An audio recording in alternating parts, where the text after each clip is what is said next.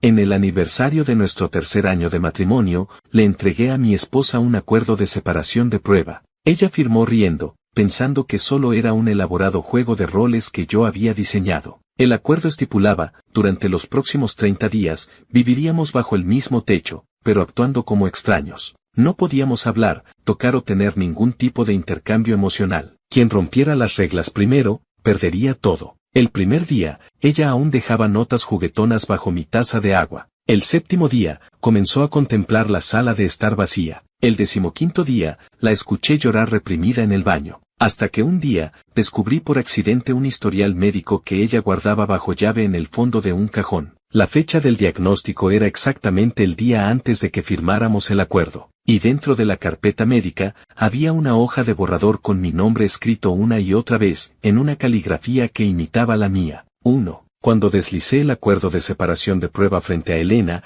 ella estaba frente al espejo pintándose los labios. Ese tono escarlata, el que ella decía que era el color de la victoria. ¿Qué es esto? Me lanzó una mirada a través del espejo, sus dedos aún trazando firmemente la línea de sus labios. Después de 3 años de matrimonio, ya estaba acostumbrada a mis ocasionales gestos de romanticismo. Míralo, mi voz sonó un poco seca. Ella se giró, tomó un pañuelo de papel para limpiar el exceso de labial en sus dedos, y solo entonces cogió aquellas hojas. El papel había estado todo el día en el bolsillo interior de mi traje, conservaba mi calor corporal y estaba un poco arrugado. Acuerdo de separación de prueba, leyó en voz alta, con un leve tono ascendente al final. Al llegar a los términos específicos, su velocidad de lectura disminuyó. Durante los próximos 30 días, cohabitar pero sin interferir, considerarse extraños, no hablar, no tocar, no tener ningún intercambio emocional. Alzó la mirada. Esos ojos que siempre estaban llenos de risa ahora entrecerrados, como un gato que ha descubierto un juguete nuevo. Quien rompa las reglas primero, perderá todo. Soltó una risita, como si hubiera escuchado un chiste extremadamente absurdo. Dejó el acuerdo sobre la mesa con desdén, se reclinó en el respaldo de la silla y cruzó los brazos. Carlos, este es el regalo que preparaste para nuestro aniversario. Vaya, ahora te has vuelto muy creativo. Mi mano, bajo la mesa, se cerró, las uñas clavándose en la palma. ¿No te atreves? Esas 2 palabras fueron como una piedra arrojada a un lago en calma. Sus cejas se alzaron de inmediato. Lo sabía. Ella no podía soportar este tipo de provocación. Cuando la perseguía, fue con un no te atreves a intentar estar conmigo, que logré que aceptara. ¿Qué hay que no pueda atreverme? Se inclinó hacia adelante, tomó el acuerdo de nuevo, lo pasó a la última página y firmó con una caligrafía fluida y enérgica. Elena. La firma era feroz, con su habitual determinación. Suena emocionante. Juego de roles. Vale, te acompaño. Empujó el acuerdo firmado hacia mí,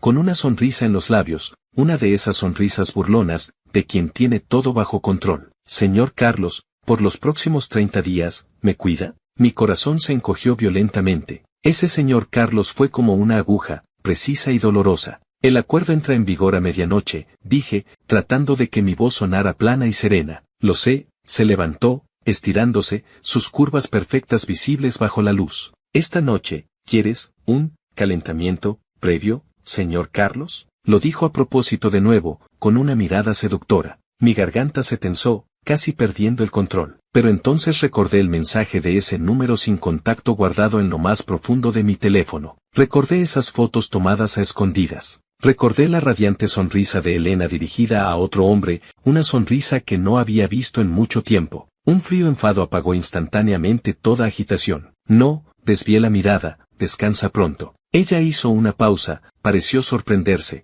pero rápidamente recuperó su aire de indiferencia. Como quieras, se dio la vuelta y se dirigió al baño, tarareando una canción sin ton ni son. Observé su espalda, luego bajé la vista hacia la huella digital roja en el acuerdo. Ese rojo lastimaba mis ojos. Gané la primera partida. ¿Pero por qué sentía un gran agujero en el pecho, por donde entraba un viento frío? 2. Al día siguiente, me desperté más temprano de lo habitual. O más bien, casi no dormí en toda la noche. A mi lado, Elena dormía profundamente, con una respiración regular. Siempre le gustaba dormir acurrucada, como un gato que se siente inseguro. En los últimos 3 años, me había acostumbrado a despertarme por la mañana, tomarla en mis brazos y besar su frente. Ella, inconscientemente, se acurrucaba contra mí, murmurando 5 minutos más. Hoy, esos 5 minutos se habían convertido en un lujo. La medianoche había pasado. El acuerdo estaba en vigor. Me levanté con cuidado, tratando de no despertarla. Me lavé, me vestí. La persona en el espejo tenía ojeras y la boca tensa. Parecía un soldado a punto de ir a la batalla,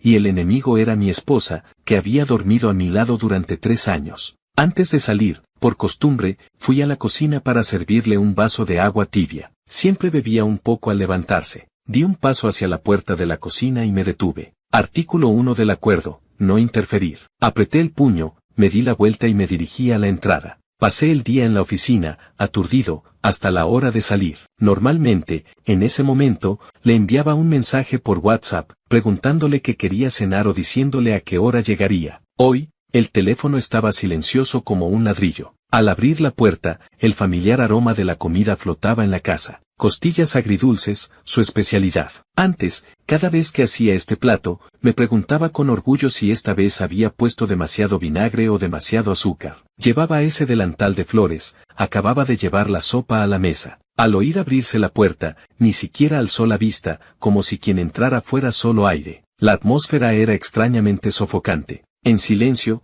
me cambié de zapatos, dejé mi portafolio. En la mesa estaban puestos 2 juegos de cubiertos. Me quedé parado, sin saber cómo proceder. Sentarme como siempre, el acuerdo no decía si podíamos cenar juntos. Ella se quitó el delantal, se sentó, tomó los palillos y comenzó a comer en silencio. De principio a fin, no me miró. Vacilé un momento, pero finalmente me senté frente a ella. Una cena que parecía un funeral. Solo el ocasional choque de los palillos contra los platos rompía el vergonzoso silencio. Nunca había habido tanto silencio entre nosotros. Incluso durante nuestras peleas y guerras frías, el aire estaba lleno de palabras y emociones no dichas. No como ahora, con una indiferencia total y gélida. Ella comió rápido, al terminar se levantó y recogió sus propios platos, llevándolos a la cocina para lavarlos. El sonido del agua corriendo. Miré el plato de arroz que ella me había servido, y a su lado, un vaso de agua. Bajo el vaso, una nota adhesiva amarilla. Mi corazón latió inoportunamente fuerte, con una pizca de esperanza vergonzosa. Casi conteniendo la respiración, saqué el papel. Estaba su hermosa caligrafía. Día 1 de la separación de prueba. Recordatorio, señor Carlos, esta mañana olvidó sacar la basura.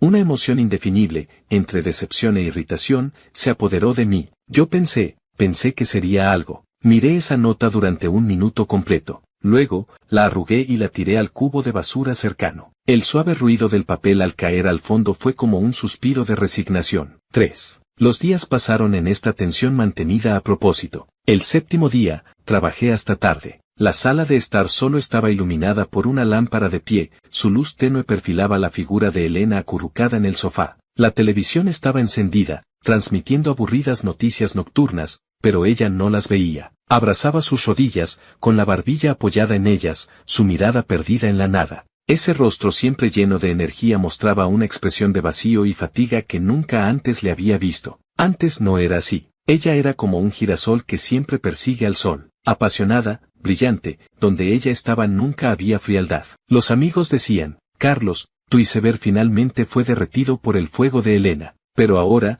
la Elena en el sofá parecía una planta que de repente había perdido su fuente de luz, mustia, sin vitalidad. ¿Será por ese hombre? ¿O por la repentina frialdad de su esposo, y este ridículo acuerdo? Algo me apretó el corazón, agrio y amargo. Casi le grité su nombre, pero ella pareció notar mi mirada, reaccionó de golpe. Cuando nuestras miradas se encontraron, la vulnerabilidad fugaz en sus ojos retrocedió como la marea, cubierta al instante por una capa de hielo. No dijo nada, se levantó sin expresión, apagó la televisión y fue directo al dormitorio. Clac, la puerta se cerró con llave, dejándome a mí, junto con el saludo que estaba a punto de soltar, afuera. 4. El 15º día, me desperté en mitad de la noche con sed. Me levanté a buscar agua, al pasar por el baño, escuché un sollozo contenido, un sonido ahogado y sutil. Era Elena. Estaba llorando. Ese sonido fue como una mano invisible que me apretó el corazón, dificultándome la respiración. ¿Por qué lloraba? ¿Por el acuerdo?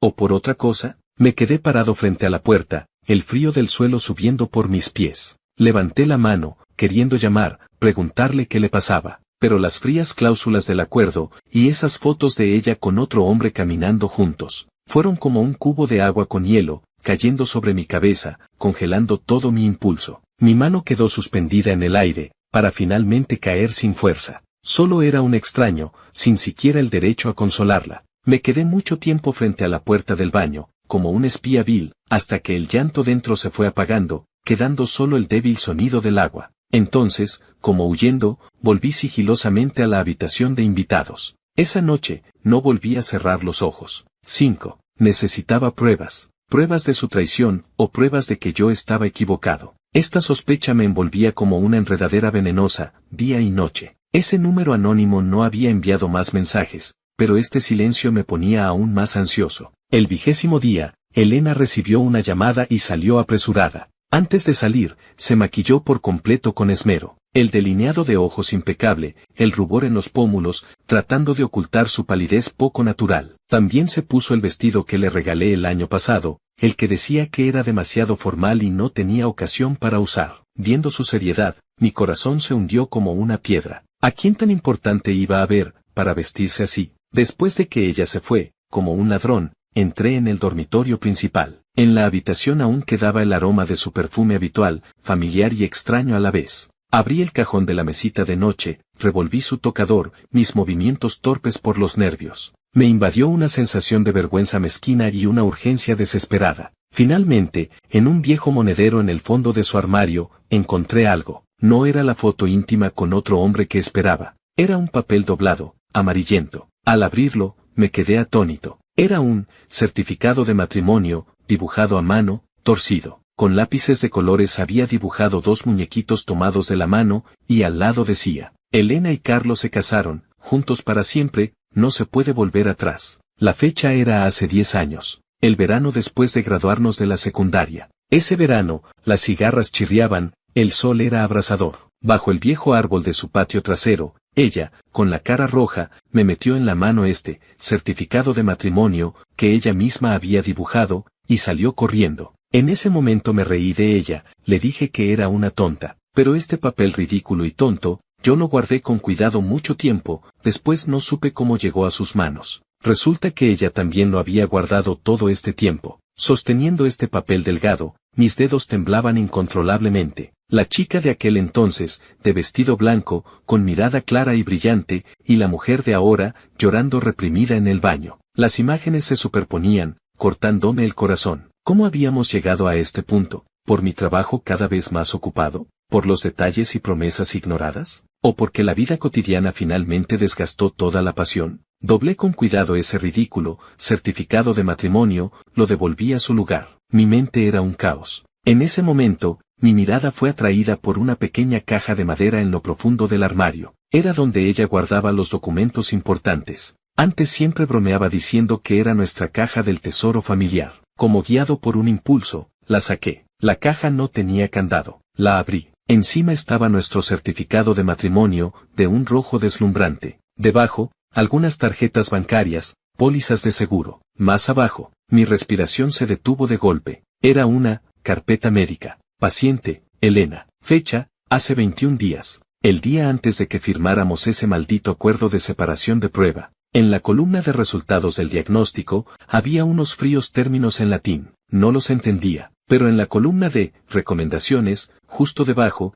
esa breve línea en español, fue como un puñal al rojo vivo, clavándose en mis ojos. Recomendación: hospitalización lo antes posible para cirugía. Pronóstico por determinar: existe cierto riesgo. Se requiere la firma del cónyuge en el consentimiento informado. Mi mente quedó en blanco, la sangre pareció congelarse al instante. Mi mirada se clavó en la parte inferior de la historia clínica, en la columna de firma del familiar. Allí, claramente firmado con mi nombre, Carlos. La caligrafía imitada era casi indistinguible. Casi pensé que lo había firmado yo en un momento de amnesia, pero yo sabía que no. Nunca había visto esta historia clínica. Hace 21 días, ella sola, escuchó esa sentencia, y al día siguiente, yo le entregué ese ridículo acuerdo de separación de prueba. ¿Cómo habría firmado ella sonriendo en ese momento? ¿Qué había detrás de esa sonrisa burlona y ligera que yo creí ver? ¿Desesperación? ¿Frialdad? ¿O una rendición total? Con manos temblorosas, abrí la carpeta médica.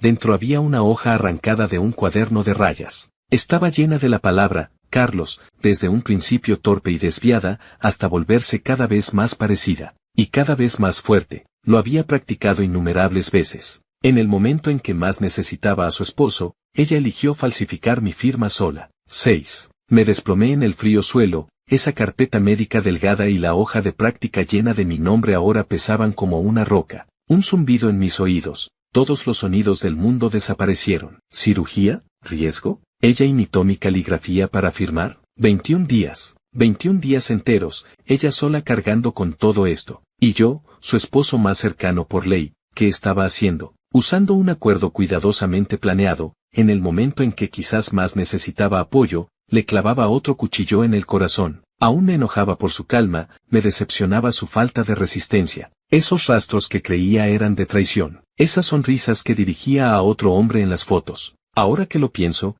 debajo de esas sonrisas habría una fatiga y un esfuerzo indescriptibles. ¿Ese hombre sería un doctor? ¿O algún amigo al que recurrió para pedir ayuda, sin querer preocuparme? Innumerables preguntas y un arrepentimiento abrumador, como millones de hormigas, roían mis huesos. Desearía poder volver atrás 21 días y darme unas bofetadas a mí mismo, sumido en la rabia de ser traicionado. Me levanté bruscamente del suelo, corrí a la sala, como una mosca sin cabeza buscando mi teléfono. Iba a llamarla, preguntarle qué le pasaba, qué enfermedad tenía, si era grave. Iba a decirle que ese maldito acuerdo quedaba anulado.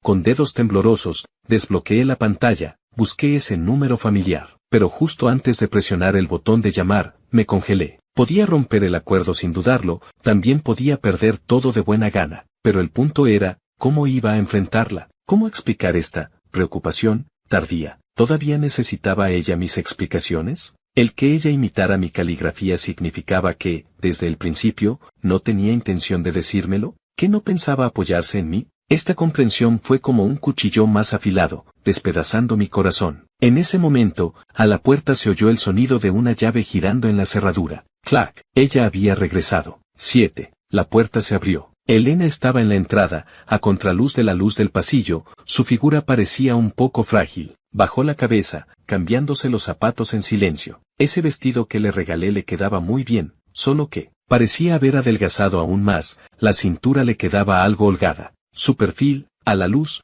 parecía extrañamente sereno, pero si miraba con atención, parecía haberse retocado un poco el maquillaje. ¿Dónde lo habría hecho? ¿En el estacionamiento? ¿O en algún otro lugar? ¿Para ocultar algo? ¿Una prueba que no quería adivinar? ¿O las huellas de lágrimas de angustia? Se cambió los zapatos, se enderezó, su mirada serena pasó por encima de mí, que estaba parado en el centro de la sala, completamente rígido. Esa mirada era como si viera un mueble, algo sin importancia, sin culpa, sin rencor, ni siquiera una pizca de emoción, solo una indiferencia total y completa. Esta indiferencia me aterraba más que cualquier reproche o llanto. Fue directo a la cocina, se sirvió un vaso de agua tibia, bebió a sorbos, de espaldas a mí, su espalda delgada, erguida, como aferrándose a algo. Abrí la boca, mi garganta parecía raspada con papel de lija, seca y dolorida, incapaz de emitir ningún sonido. Terminó de beber, lavó el vaso, lo secó, lo guardó en su lugar. Luego se dio la vuelta, se dirigió al dormitorio. Todo el proceso, fluido, sin vacilación, sin mirarme una vez más. 8. Esa noche, me acosté en la cama de la habitación de invitados, con los ojos abiertos hasta el amanecer. Mi mente reproducía una y otra vez cada imagen de estos 20 días. Su burla al firmar el acuerdo, la nota bajo mi vaso, su vacío en el sofá, su llanto en el baño, y su impecable maquillaje al salir hoy, así como el labial retocado deliberadamente al regresar. Al día siguiente, inusitadamente, pedí el día libre. Me quedé en casa, como una bestia acorralada y ansiosa, esperando cualquier oportunidad que pudiera romper el estancamiento. Cuando Elena se despertó y me vio en casa, sus ojos mostraron una ráfaga de sorpresa, para luego volver a la indiferencia. Siguió su propia rutina, lavarse, desayunar, luego tomar su portátil y sentarse en el sofá, comenzando a trabajar. Entre nosotros, apenas 5 metros de distancia, pero era como un abismo infranqueable. Me levanté varias veces, fingiendo ir a buscar agua o a mi estudio por algo, pasando cerca de ella. Ella permaneció concentrada en la pantalla, sus dedos tecleando, como si yo no existiera. Su calma me asustaba más que cualquier histeria. Este estado duró 3 días. En esos 3 días, cada día era una eternidad. La observaba en secreto, cada detalle. Se cansaba más fácilmente que antes, a veces al teclear se detenía de repente, se frotaba las sienes. Su apetito había disminuido, su rostro estaba cada vez más pálido. Pero estos signos, en el pasado, los había ignorado por completo o atribuido a otras causas. El cuarto día por la mañana, recibió una llamada. Por el tono, parecía algo del trabajo. Colgó el teléfono, frunció el ceño y se dirigió al estudio. Estuvo allí casi media hora, como buscando algo, haciendo algo de ruido. Un rato después, salió, con un atisbo de irritación en el rostro. Su mirada recorrió la sala, y finalmente, se posó en mí. Mi corazón se saltó un latido. Ella caminó hacia mí. En el 24º día de nuestra separación de prueba,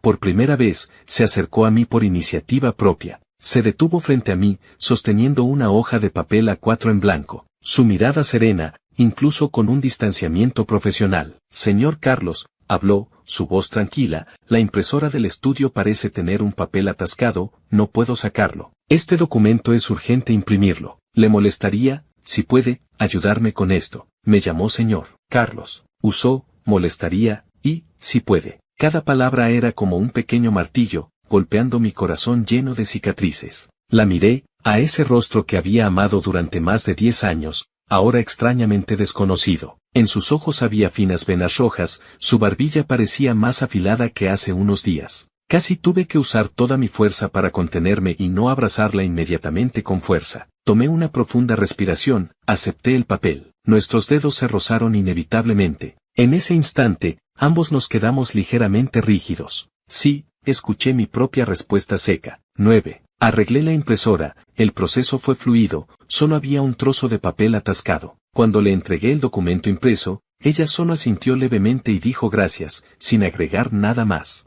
La puerta que apenas se había entreabierto, se cerró de nuevo sin piedad. Pero ese breve contacto, ese momento en que ella habló por iniciativa propia, me hizo ver un rayo de luz en el oscuro túnel. Tenía que aprovecharlo. Al día siguiente, fui al restaurante cantonés al que solíamos ir, y compré para llevar sus dumplings de camarón y chumay de hueva de cangrejo favoritos. Dejé la caja de comida sobre la mesa, sin dejar nota. Ella miró la comida sobre la mesa, luego me miró a mí, sentado en la sala fingiendo leer un libro. No dijo nada, pero se sentó y la comió en silencio. En ese momento, escuchando el leve sonido de la masticación, sentí un calor en los ojos. No lo había rechazado. ¿Era esto una especie de consentimiento tácito? ¿Un deshielo silencioso? Comencé cuidadosamente, de esta manera que, no violaba el acuerdo, a transmitirle mi rendición y mi deseo de compensar. Todos los días traía algo que le gustaba, a veces un postre, a veces un ramo de tulipanes, sus flores favoritas. Cuando ella no estaba,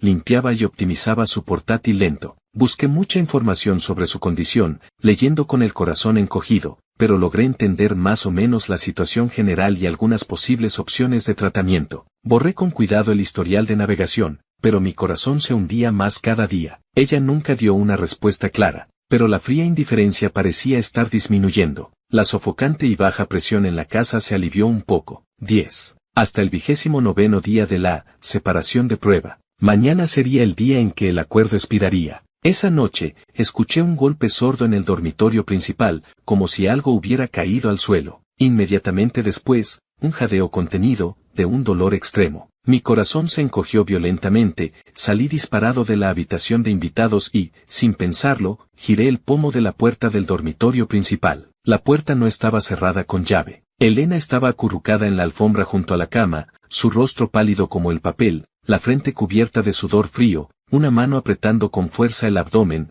la otra colgando sin fuerza en el suelo. El vaso de agua volcado había dejado una mancha oscura en la alfombra. Ella temblaba de dolor, apretando los dientes contra el labio inferior, casi hasta hacerse sangre. Al verme entrar corriendo, sus ojos mostraron pánico, instintivamente trató de levantarse, pero el dolor agudo la hizo caer de nuevo. No, no me toques, su voz era débil, pero obstinada. El acuerdo ha terminado, grité. Mi voz ronca por el dolor. Elena, me rindo, pierdo todo. Ahora mismo, tienes que ir al hospital. En ese momento, todas las reglas, todas las sospechas, todo el ridículo orgullo, fueron arrojados a los cielos. Corrí hacia ella, me arrodillé, la levanté en brazos. Su cuerpo era tan ligero que me alarmó, acurrucada en mis brazos, como una hoja en el viento. Parecía querer decir algo, pero otro ataque de dolor la hizo gemir, finalmente se desplomó sin fuerzas en mis brazos. Su frente apoyada en mi hombro, lágrimas calientes empapando mi camisa. Esas lágrimas eran como lava, quemando mi corazón. La llevé en brazos, casi tropezando, salí corriendo, entré al ascensor,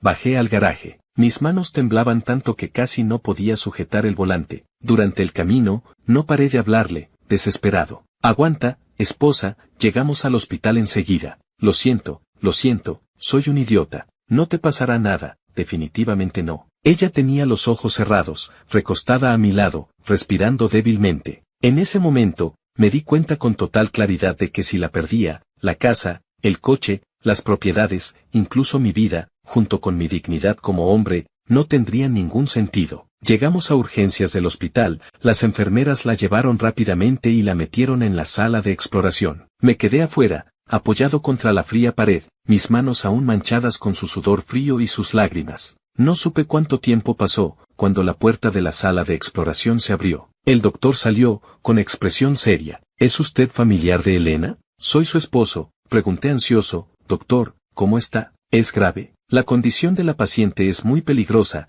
necesita cirugía de inmediato. ¿No le diagnosticaron antes, recomendando operar cuanto antes? ¿Cómo la dejaron llegar a este punto? Un poco más y la necrosis ovárica hubiera requerido extirpación. Mi mente zumbó. Vaya a hacer los trámites, firma del familiar. La cirugía se programa de inmediato. El doctor me puso el consentimiento quirúrgico en las manos. Esta vez, sosteniendo el bolígrafo, mi mano aún temblaba. Pero esta vez, con total seriedad, escribí mi nombre en la columna de firma del familiar, Carlos. 11. La luz del quirófano estaba encendida, como un ojo frío, observándome mientras caminaba de un lado a otro frente a la puerta. Cada minuto, cada segundo era una tortura. Imágenes de este último mes pasaban por mi mente. Mis sospechas, mi indiferencia, mi comportamiento estúpido. Incluso, por esas fotos e información de origen desconocido, dudé de mi esposa, planeé meticulosamente ese acuerdo. Con mis propias manos la empujé a una situación de total desamparo,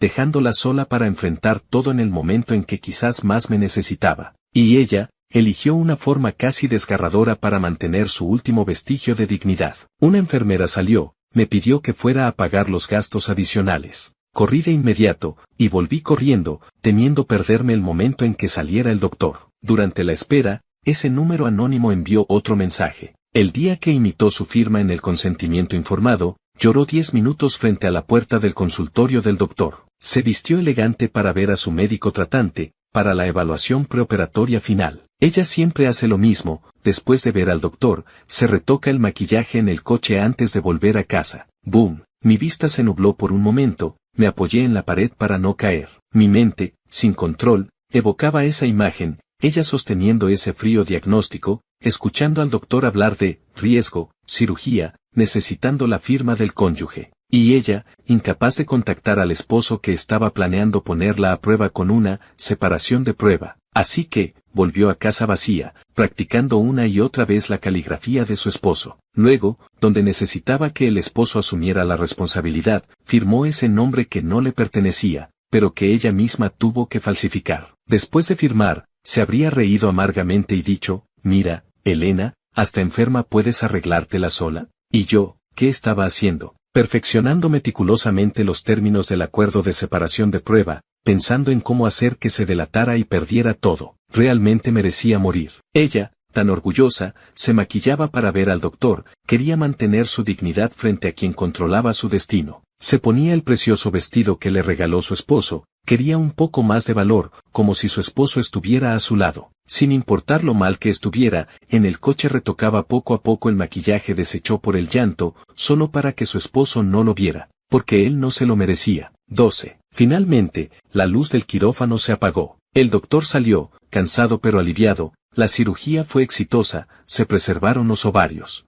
En el futuro no pueden ser tan descuidados. Mi corazón, en vilo, finalmente cayó con fuerza. Me desplomé en el banco, cubrí mi rostro con las manos, lágrimas incontrolables brotando entre mis dedos. Era alivio, era temor, era un arrepentimiento abrumador. Cuando sacaron a Elena, aún estaba inconsciente, su rostro pálido. Sostuve su mano con fuerza, la acompañé a la habitación. Cuando amanecía, sus pestañas temblaron un poco, abrió lentamente los ojos. Me miró, durante mucho tiempo. Su mirada era compleja, pero al final volvió al distanciamiento. ¿Despierta? ¿Aún te duele? Mi voz entrecortada. Ella movió levemente la cabeza, sin hablar, su mirada se dirigió a la ventana. Elena, reuní valor, mi voz aún ronca, lo siento. Ella guardó silencio, aún mirando por la ventana. Tomé una profunda respiración, continué, ese acuerdo, es la cosa más estúpida que he hecho en mi vida. Lo siento, por haberte hecho cargar con todo esto sola. Yo, recibí mensajes anónimos y algunas fotos, sospeché de ti, así que yo. Hablaba atropelladamente,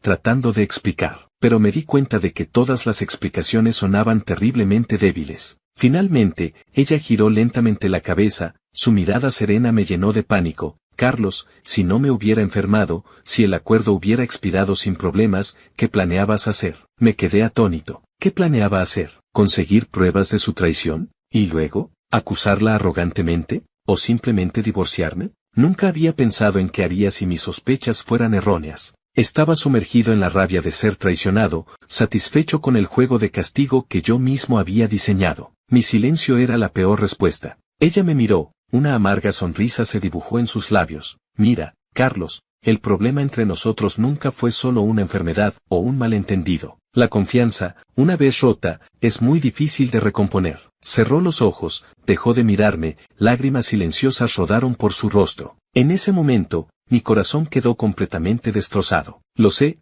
que ahora cualquier cosa que diga suena a excusa. Tomé su mano, ella tembló levemente y la retiró de inmediato. No te pido que me perdones de inmediato. Solo te pido una oportunidad para compensar, para aprender de nuevo a confiar en ti, a ser un buen esposo para ti. Ella aún tenía los ojos cerrados, lágrimas brotando sin cesar, empapando la almohada. Después de un largo rato, con una voz apenas audible, dijo, Carlos, estoy cansada. Parte 4, 13. Ese número anónimo, pedí a un amigo que lo investigara, resultó ser de un compañero de trabajo de Elena que sentía algo por ella, llamado Javier. Mi amigo añadió, la reputación de este tipo no es muy buena, es algo astuto, le gustan los atajos, y parece tener un interés especial en tu esposa. ¿Interés especial? Masticando estas 4 palabras, una risa fría surgió dentro de mí. Lo cité en una cafetería tranquila. Llegó, con la camisa planchada, el peinado impecable. Al verme, su mirada desafiante y desdeñosa. Señor Carlos, se sentó, con expresión arrogante, como si fuera él quien tuviera la iniciativa. No tenía ganas de andarme con rodeos, mostré directamente los mensajes anónimos y fotos guardados en mi teléfono. Señor Javier, ¿una explicación? Él miró, sin mucha sorpresa en el rostro, incluso soltó una sonrisa burlona. Fui yo, solo que no podía soportarlo más. ¿No podía soportar qué? No podía soportar ver a Elena tan agobiada, cargando con todo sola. Su tono se agitó. Carlos, como esposo, aparte de hacerla imitar tu firma, dejarla ir sola al médico, ¿qué más hiciste? Mi corazón sintió un golpe seco, un dolor sordo. Javier, al ver mi expresión cambiante, pareció satisfecho, continuó, cada palabra como un cuchillo despedazándome.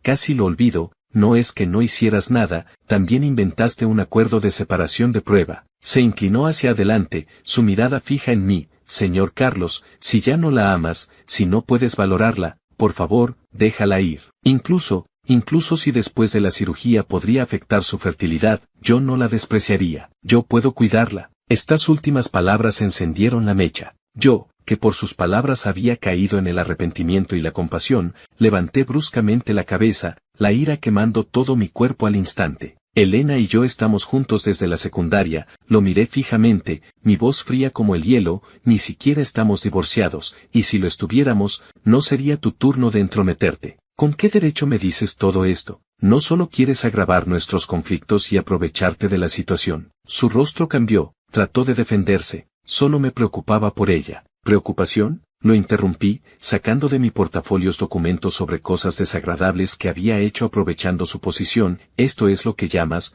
preocupación? ¿Usar métodos tan bajos para destruir la familia de otros? Su mirada cayó sobre esos papeles, el color desapareció de su rostro, esa actitud de indignación justa se desvaneció por completo, sus labios temblaban, incapaz de decir palabra. Señor Javier, me levanté, mirándolo desde arriba, le doy 2 opciones. Primera, solicitar por su cuenta ser transferido a una sucursal en otra ciudad, desaparecer para siempre de la vista de Elena. Segunda, entrego estas pruebas a los directivos de su empresa. Usted elige. Él se desplomó en la silla, el sudor frío en su frente. No lo miré más, me di la vuelta y me fui. Al día siguiente, me enteré de que Javier, por razones de desarrollo personal, había solicitado urgentemente ser transferido a una sucursal en otra ciudad. Los trámites fueron sorprendentemente rápidos.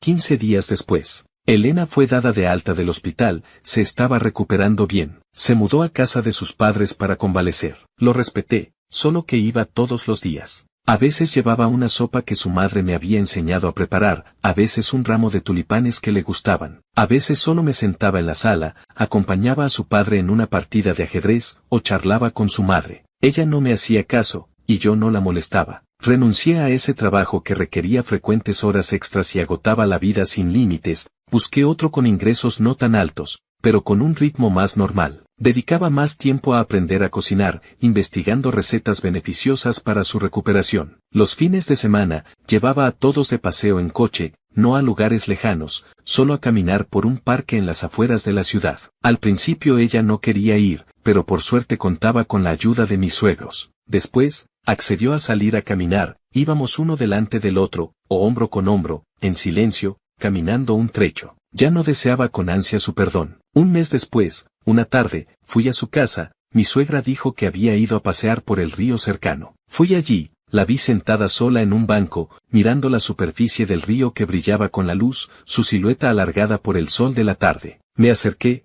me senté a su lado, sin molestarla. Después de un largo rato, ella habló suavemente, como hablando al río, o como hablándome a mí. Ese día que fui a ver al doctor, me dijo que la cirugía tenía riesgos, que tal vez afectaría tener hijos en el futuro. Me senté sola en el coche mucho tiempo, me retoqué el maquillaje varias veces, antes de atreverme a volver a casa. Mi corazón se encogió violentamente. Lo siento. Ella giró el rostro, brillos acuosos en sus ojos. Tenía miedo. Miedo de que entre nosotros solo quedara la resignación de estar juntos por culpa y responsabilidad. No es resignación, la interrumpí ansioso, tomé sus hombros, la hice mirarme, nunca lo fue. Elena, te amo. Fue por amor que me puse celoso hasta la locura al ver esas fotos, que fui tan estúpido de probarte de esa manera. Ahora me arrepiento hasta querer matarme. También por amarte es que no puedo soltarte, solo quiero pedirte otra oportunidad, usar todo el tiempo que me queda para demostrar que valgo la pena que confíes en mí una vez más. La miré. Los hijos, si los hay, los recibimos con alegría, si no los hay, con nosotros dos es suficiente. Lo más importante eres tú, Elena. Ella me miró, las lágrimas finalmente cayeron a borbotones. En realidad,